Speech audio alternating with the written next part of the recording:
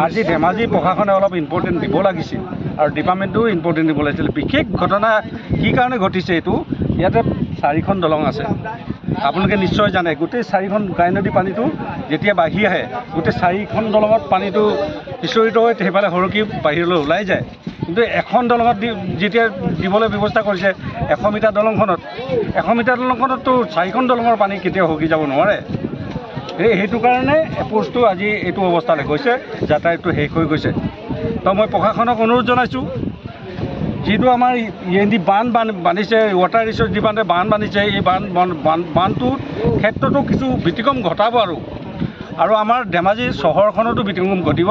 চহৰখনতো ধ্বংস কৰা একদম পৰিকল্পনা আহি গৈছে। এই মথাউৰিটোৱেদি আমাৰ এইবিলাক মথাউৰি কোনো পুৰণা বহুত দিনৰ পুৰণা মথাউৰি 50 চনৰ পাছত বাৰু নিৰ্মাণ কৰিছে। একেবাৰে পুৰণা মথাউৰি কেতিয়াও ভাল ধৰণে নিৰ্মাণ কৰাই নাই। এই মথাউৰিটো ভাবুকি আনিব, টাউনখন যদি ধ্বংস হ'ব, এইটো আগতীয়াকৈ আজিৰ তাৰিখত আপোনালোকক জনাই থৈছোঁ। সেয়েহে মানে আমাৰ উপায়ুক্ত মহোদয়ক মই অনুৰোধ জনাইছোঁ যে আমাৰ যি ভিতৰৰ ছাইডে কাণ্ট্ৰি ছাইডৰ যিখিনি মথাউৰি আছে, মৰিদল মথাউৰি আছে, এইটো ভাল ধৰণে নিৰ্মাণ কৰাৰ ব্যৱস্থা কৰক আৰু আমি জীয়াই থকা ব্যৱস্থা কৰিব লাগিব। নহ'লে কিন্তু আমি খেতিয়কসকলে কেতিয়াও জীয়াই থাকিব নোৱাৰিম আৰু ধেমাজিবাসীও জীয়াই থাকিব পৰা ব্যৱস্থা নহ'ব। সেয়ে অনুৰোধ জনাইছোঁ আৰু চৰকাৰৰ ফালৰ পৰাও আপোনাৰ মুখ্যমন্ত্ৰীকো মই অনুৰোধ জনাইছোঁ, মুখ্যমন্ত্ৰী ডাঙৰীয়াও যে এই ৰাস্তাটো তৎকালীনভাৱে নিৰ্মাণ কৰাৰ ব্যৱস্থা কৰিবলৈ মই অনুৰোধ জনাই মই লগে লগে আহি SP চাহাবলৈ ফোন কৰিলোঁ। তেখেতলোকে এইটো যাতে মানে বন্ধ কৰি দিয়ে, নহ'লেতো ৰাতি গাড়ী আহি যাব, ইয়াত সোমাই যাব পাৰে। গতিকে খবৰ দিছোঁ। ইতিমধ্যে আমাৰ ইঞ্জিনিয়াৰকো খবৰ দিলোঁ, তেখেতলোকৰ মানুহ পঠাইছে।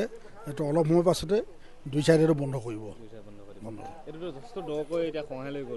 দটো হৈছে কাৰণ এইটো যিহেতু পানী বাঢ়িছে, পাহাৰ এইটো হয়তো ব্লক হৈ আছিলে, গতিকে এইটো দ আৰু হ'ব। গতিকে ইয়াত যাতে আমাৰ মানুহৰ কোনো মানে হানি বিঘিনি নঘটে তাৰ কাৰণে ব্যৱস্থা গ্ৰহণ কৰি ল'ল সদ্যহতে।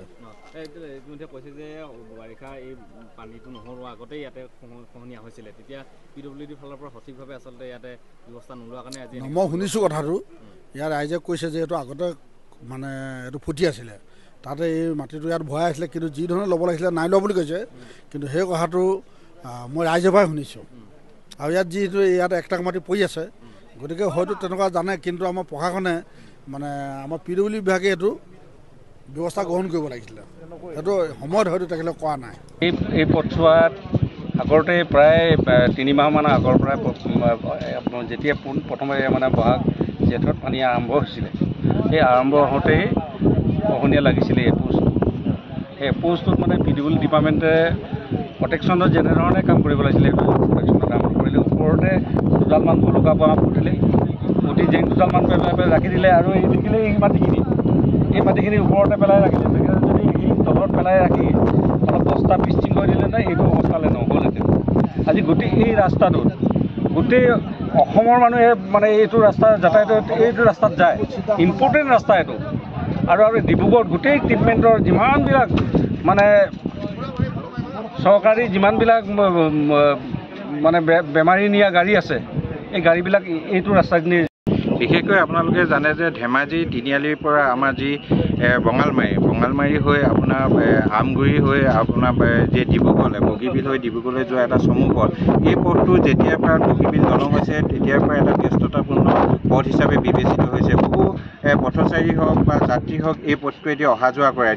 যিহেতু ধেমাজি মেডিকেললৈ আমগুৰি ছাইডৰ যিসমূহ জনসাধাৰণ আছে চিচিবগাঁও অঞ্চলৰ, সেই অঞ্চলৰ জনসাধাৰণে ধেমাজি মেডিকেললৈ আহে বা ধেমাজি নগৰলৈ আহে। সেইকাৰণে ই এটা গুৰুত্বপূৰ্ণ পথ। তাৰ সমান্তৰালকৈ ডিব্ৰুগড় মেডিকেল কলেজ হওক বা ডিব্ৰুগড় ইউনিভাৰ্চিটি হওক, সেই অঞ্চলেও কিন্তু এই পথটোৱেদি যিহেতু যাতায়াত সুচল হয় বা চমু হয়, সেইকাৰণে এই জনসাধাৰণ অহা যোৱা কৰে।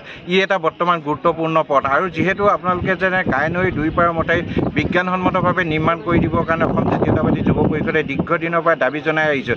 আৰু আজি যে এই যিটো পথ ছিঙিছে, পথটোৰ পৰা প্ৰমাণ হৈছে যে তেওঁলোকে যিটোটা মথাউৰিটোটা বিজ্ঞানসন্মতভাৱে নিৰ্মাণ কৰা নাই। আৰু তাৰ সমান্তৰালকৈ লোকনিৰ্মাণ বিভাগ আৰু জলসম্পদ বিভাগৰ মাজত মাজত যি বুজাবুজি থাকিবলৈ সম্পৰ্ক থাকিবলৈ সেই সম্পৰ্ক নথকাৰ কাৰণে আজি এই দলংখনৰ মাজত যিটো গাই নৈৰ বহন ক্ষমতা সেই বহন ক্ষমতাটো কিন্তু তেওঁলোকে নোৱাৰাৰ কাৰণে আজি এই বাঢ়নী পানীয়ে গাই নৈৰ বাঢ়নী পানীয়ে এই পথটো আগুৱাই নিব লগা পৰিস্থিতিত পৰিছে আৰু তাৰ ফলত এই অঞ্চলত বসবাস কৰা জনসাধাৰণৰ জীৱন আৰু সম্পত্তি নিৰাপত্তাৰ প্ৰতি চৰম ভাবুকি আহি পৰিছে। কিমানমান ছিঙিছে? যিহেতু আপোনালোকে দেখিছে এইটো 50 ফুটমান হ'ব কিজানি এনেকৈ আৰু 10 কিমান হৈছে এটা বিপদসংকুল পথ হৈ গৈছে আৰু যিহেতু এই পথটো ছিঙাৰ পাছত এই অঞ্চলত বসবাস কৰা জনসাধাৰণে ধেমাজি মেডিকেল হওক ডিব্ৰুগড় মেডিকেল হ'বৰ কাৰণে যাবৰ কাৰণে অসুবিধা হৈছে। সাধাৰণ জ্বৰ এটা হ'লেও তেখেতলোকে ধেমাজি মেডিকেললৈ আহিব নোৱাৰে। তেনে এটা গুৰুত্বপূৰ্ণ পথ যদি অতি শীঘ্ৰে ধেমাজি প্ৰশাসনে নিৰ্মাণ কৰি নিদিয়ে কিন্তু আগন্তুক দিনত এই জনসাধাৰণৰ কাৰণে